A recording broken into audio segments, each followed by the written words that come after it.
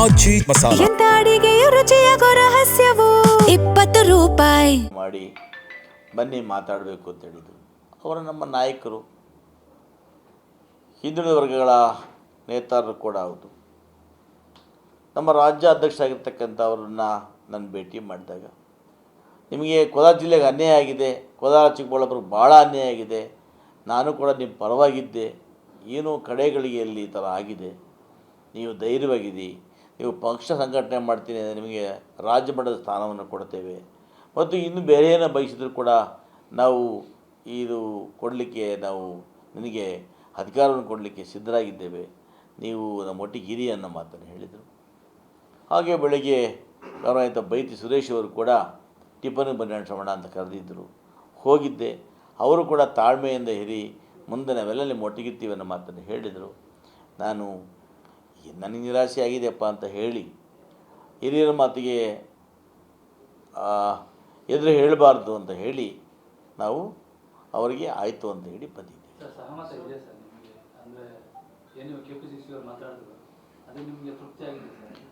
ತೃಪ್ತಿ ಸಚಿವ ಸ್ಥಾನ ಹೊರತುಪಡಿಸಿ, ಜಿಲ್ಲೆಯ ಅಭಿವೃದ್ಧಿ ಹೊರತುಪಡಿಸಿ ನೀವೇನೇ ಕೊಟ್ಟರು ಕೂಡ ತೃಪ್ತಿ ಎಲ್ಲಿ ಬರ್ತದೆ? ನಮ್ಮ ಆಸೆ ಊಟ ಬಟ್ಟೆಗೆ ಆಸ್ತಿ ಮಾಡ್ಕೋಬೇಕು ಅಂತಲ್ಲ.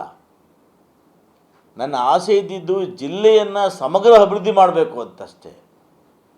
ಸ್ವಾರ್ಥಕ್ಕಾಗಿದ್ದರೆ ನನಗೆ ಬೇರೆ ಪೋಸ್ಟ್ ಕೊಡಿ, ಹಣ ಕೊಡಿ ಅಂತ ಕೇಳ್ಬೋದಾಗಿತ್ತು. ನನಗೆ ಅದು ಯಾವುದೂ ಎರಡೂ ಅಗತ್ಯ ಇಲ್ಲ. ನನ್ನ ಆಸೆ ಇದ್ದಿದ್ದು ಜಿಲ್ಲೆಗೆ ಒಂದು ಅಭಿವೃದ್ಧಿ ಮಾಡಲಿಕ್ಕೆ, ಜಿಲ್ಲೆಯನ್ನು ಮಾದರಿಯನ್ನು ಮಾಡಲಿಕ್ಕೆ. ನಾನು ಇವತ್ತು KUDFC ಅಧ್ಯಕ್ಷನಾಗಿ ಬೇರೆ ಜಿಲ್ಲೆ ಪ್ರವಾಸ ಮಾಡಿ ನೋಡಿದಾಗ, ಇವತ್ತು ದಾವಣಗೆರೆ, ಬೆಳಗಾವಿ, ಮಂಗಳೂರು ನೋಡಿದಾಗ ನಾವು ಅವರಲ್ಲಿ 100ರಲ್ಲಿ 1 ಭಾಗ ಅಭಿವೃದ್ಧಿ ಕಂಡಿಲ್ಲ ನಮ್ಮ ಕೋಲಾರ ಜಿಲ್ಲೆ. ಕೊರತೆ ಕಾರಣ ಏನಪ್ಪ ಅಂದರೆ, ಭಾಳಷ್ಟು ವರ್ಷಗಳಿಂದ ಕೂಡ ನಮ್ಮ ಜಿಲ್ಲೆಗೆ ಸ್ಥಳೀಯರನ್ನು ಯಾರನ್ನೂ ಕೂಡ ಸಚಿವರನ್ನಾಗಿ ಮಾಡಿಲ್ಲ.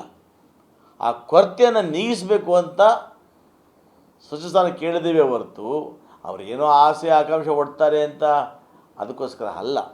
ಖಂಡಿತ ಕೂಡ ಅವ್ರು ಏನೇ ಹೇಳಿದ್ರು ಕೂಡ ನಿರಾಸೆ ಆಗಿದೆ, ಆಸೆ ಭಗ್ನ ಆಗಿದೆ. ಪಾಪ ಇದನ್ನು ಯಾರೋ ವಿರೋಧ ಪಕ್ಷಗಳವರು ಏನೇನೋ ಹಗಲು ಕನಸು ಮಾತಾಡ್ತಾರೆ. ಸಹಜ, ಹಗಲು ಕನಸು ಕಾಣ್ತೀವಿ, ರಾತ್ರಿ ಕನಸು ಕಾಣ್ತೀವಿ. ದೈವ ಪ್ರೇರಣೆ, ಜನರ ಆಶೀರ್ವಾದ ಇದ್ದರೆ ಯಾವತ್ತೂ ಕನಸು ಆಗ್ತದೆ. ಮಾಡಿ ಬನ್ನಿ ಮಾತಾಡಬೇಕು ಅಂತ ಹೇಳಿದರು. ಅವರು ನಮ್ಮ ನಾಯಕರು, ಹಿಂದುಳಿದ ವರ್ಗಗಳ ನೇತಾರರು ಕೂಡ ಹೌದು. ನಮ್ಮ ರಾಜ್ಯ ಅಧ್ಯಕ್ಷರಾಗಿರ್ತಕ್ಕಂಥವ್ರನ್ನ ನಾನು ಭೇಟಿ ಮಾಡಿದಾಗ, ನಿಮಗೆ ಕೋಲಾರ ಜಿಲ್ಲೆಗೆ ಅನ್ಯಾಯ ಆಗಿದೆ, ಕೋಲಾರ ಚಿಕ್ಕಬಳ್ಳಾಪುರಕ್ಕೆ ಭಾಳ ಅನ್ಯಾಯ ಆಗಿದೆ, ನಾನು ಕೂಡ ನಿಮ್ಮ ಪರವಾಗಿದ್ದೆ, ಏನೋ ಕಡೆಗಳಿಗೆಯಲ್ಲಿ ಈ ಥರ ಆಗಿದೆ, ನೀವು ಧೈರ್ಯವಾಗಿದ್ದೀ, ನೀವು ಪಕ್ಷ ಸಂಘಟನೆ ಮಾಡ್ತೀನಿ, ನಿಮಗೆ ರಾಜ್ಯ ಮಟ್ಟದ ಸ್ಥಾನವನ್ನು ಕೊಡ್ತೇವೆ, ಮತ್ತು ಇನ್ನು ಬೇರೆ ಏನೋ ಬಯಸಿದ್ರು ಕೂಡ ನಾವು ಇದು ಕೊಡಲಿಕ್ಕೆ, ನಾವು ನಿನಗೆ ಅಧಿಕಾರವನ್ನು ಕೊಡಲಿಕ್ಕೆ ಸಿದ್ಧರಾಗಿದ್ದೇವೆ, ನೀವು ನಮ್ಮ ಒಟ್ಟಿಗೆ ಇರಿ ಅನ್ನೋ ಮಾತನ್ನು ಹೇಳಿದರು.